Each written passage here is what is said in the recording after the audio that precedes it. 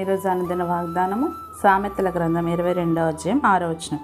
బాలుడు నడవవలసిన త్రోవను వానికి నేర్పుము, వాడు పెద్దవాడైనప్పుడు దాని నుండి తొలగిపోడు.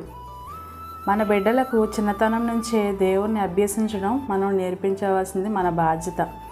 మనం చిన్నప్పుడే దేవుని వానికి పరిచయం చేస్తే వాడి జీవితకాలం అంతా ఆ దేవునితో సమాధానం కలిగి తన జీవితాన్ని భద్రపరుచుకుంటాడు. అందుకే ఇక్కడ వాక్యం సెలవిస్తుంది, వాడు పెద్దవాడైనప్పుడు దాని నుండి తొలగిపోడు.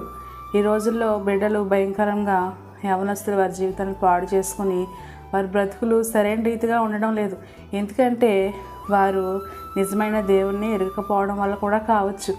కనుక తల్లిదండ్రులమైన మనము మన బిడ్డలను చిన్ననాటి నుంచి దేవునిలో పెంచడం, భయభక్తులు వాడికి నేర్పించడం, వాక్యాన్ని వాడికి చదవడం నేర్పించినప్పుడు పెద్దవాడినప్పుడు కూడా వాడు నిజమైన దేవుని మార్గంలో నడుస్తూ ఆయన ఆజ్ఞల్ని అనుసరించినప్పుడు వాడి బ్రతుకు సరళంగా ఉంటుంది. వాడు దేవునిలో గొప్ప కార్యాలు చూడగలుగుతాడు. ఈ వాక్యం ద్వారా దేవుడు మనల్ని దీవించును గాక. ఆమేన్.